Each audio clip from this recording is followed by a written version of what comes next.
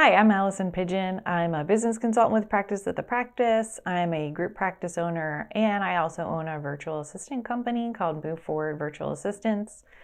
Today, I'm going to talk to you all about how to train your virtual assistant. This is a question that I get quite a lot.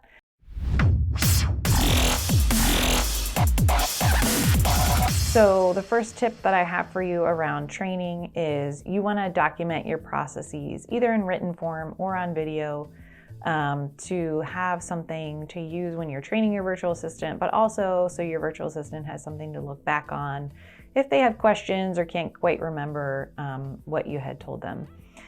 So the second thing is that you are going to kind of delegate the tasks to your virtual assistant in the order of importance. So think about what is your biggest pain point when you bring on the virtual assistant. Usually for people, they really want somebody to handle all the incoming inquiries for new clients. So all the emails, all the phone calls, because they know if they don't kind of stay on top of those or capture those people right away, they're typically going to call another office and get scheduled there. So you don't want to delegate everything all at once to your VA. This is the third tip. And then never do any more training. It's going to be a process. It's going to be, okay, here's the first task that we're going to do. We're going to go over it several times. Now you're going to do it and show me that you understand. And then I'm going to check back in maybe tomorrow or the next day to see if you have any questions or if you need me to show you something again. So it's not just like dumping everything in their lap and then expecting they're going to get it the first time. And it's much less overwhelming for them too if you do, little bits at a time. So, okay, great, you understood this task that I presented to you last week, and now this week we're going to learn this task. So I think that goes along with the fourth point, which is have realistic expectations about what your virtual assistant can do and can't do. If you're just buying a package of time and that virtual assistant has other clients, they may not be able to answer your phone 100% of the time because they may already be on the phone with another client. And so, having realistic expectations, if that person isn't full-time dedicated to your practice, they may not be on top of every single inquiry or phone call as soon as it comes in. And that's just sort of part of the way the services are set up.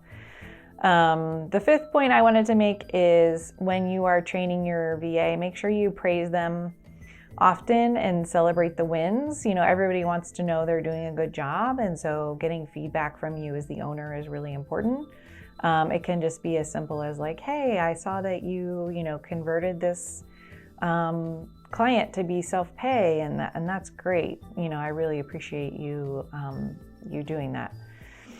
And then the last point I want to make is you really need to clarify what the win is or the goal for the VA and let them know how they can sort of contribute to the mission of the practice. So for example, my virtual assistant knows that the biggest priority is to get clients scheduled and to get every therapist schedule full. So she knows if she's working on something else, like she's filling out, paperwork because we're applying for a new insurance company and the phone rings, that she should answer the phone. She shouldn't, keep filling out the application and not answer the phone because she knows that is her number one priority.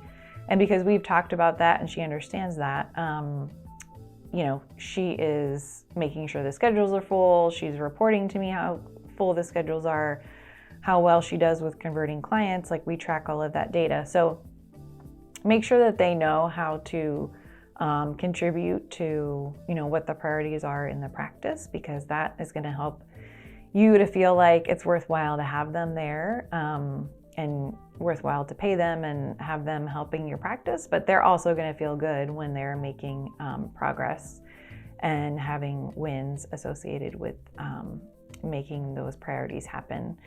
So all that being said, those are just some tips for how to train your VA. I hope that was helpful, and be sure to check out the other videos about virtual assistants.